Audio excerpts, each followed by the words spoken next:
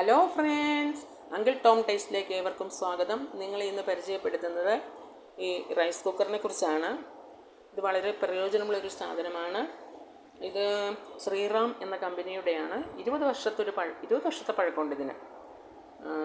20 വർഷമായി ഇത് rice cooker വാങ്ങിച്ചിട്ട്. എന്നാലും ഇപ്പോഴും ഇത് ഉദ്ദേശിക്കുന്ന കാര്യങ്ങൾ സാധിച്ചു കിട്ടുന്നതുകൊണ്ട് ഞാനിത് മാറിയിട്ടില്ല. ഇതിൻ്റെ ഹാൻഡിലൊക്കെ പോയി കേട്ടോ, എന്നാലും കുഴപ്പമില്ല. ഇനി ഇതിൻ്റെ അകത്തൊരു കലമുണ്ട്. കലം ഞാൻ 1-2 പ്രാവശ്യം മാറി, എന്നാലും ടോപ്പിനൊന്നും കുഴപ്പമില്ല.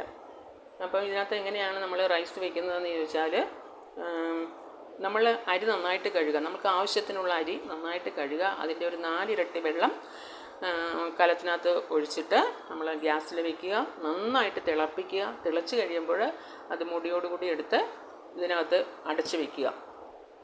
അതിൻ്റെ പ്രഷർ കൊണ്ട് അത് വിട്ടിരുന്ന് വെന്തോളും.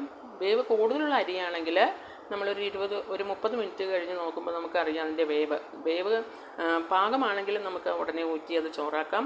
അല്ല, വേവ് കൂടിയ അരിയാണെങ്കിൽ നമ്മൾ അത്രയും തന്നെ വെള്ളം ഒഴിച്ച് രണ്ടാമത്തെ ഒന്നും കൂടി ഗ്യാസിൽ വെച്ച് തിളപ്പിക്കുക. തിളച്ച് കഴിയുമ്പോൾ അത് നമ്മൾ നേരത്തെ ചെയ്തതുപോലെ തന്നെ മുടിയോടുകൂടി ഇറക്കി ഇതിനകത്തേക്ക് വയ്ക്കുക. ഒരു 20-30 മിനിറ്റ് കഴിയുമ്പോൾ തുറന്ന് നോക്കുമ്പോൾ നമ്മുടെ ചോറ് റെഡി ആയിരിക്കും. അത് നമ്മൾ വെള്ളം ഊറ്റി നമ്മൾ ചോറായിട്ട് ഉപയോഗിക്കുക. അങ്ങനെ വളരെ പ്രയോജനമുള്ളൊരു സാധനമാണ്. എല്ലാവരും വാങ്ങിക്കുക.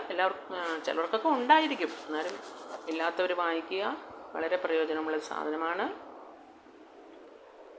അപ്പോൾ ഇത് നിങ്ങളെ പരിചയപ്പെടുത്താൻ വേണ്ടിയിട്ടാണ് ഞാൻ ഈ വീഡിയോ ആയിട്ട് വന്നത്.